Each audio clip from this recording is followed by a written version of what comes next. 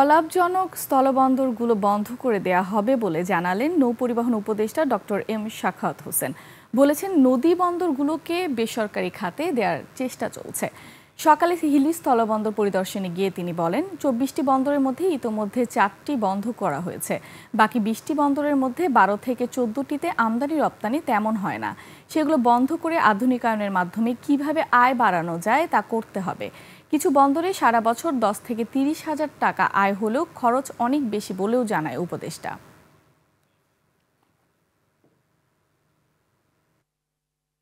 আর বাকি অনেক পোর্ট আছে যেগুলো তো তেমন কোনো আমদানি রপ্তানি নাই, কিন্তু পোর্ট বানিয়ে রাখা হয়েছে। এর মধ্যে আমি 4টা বন্ধ করতে পেরেছি, বন্ধ করতে 8টা, কিন্তু 8টা থেকে 4টা করলাম। এখন অনেক পোর্ট আছে। এখন 20টা পোর্ট যদি আমি বলি, 20টা পোর্টের মধ্যে কার্যকর হতো 12টা 14টার বেশি নাই। তো এইসব পোর্ট আধুনিকায়ন করে কি হবে?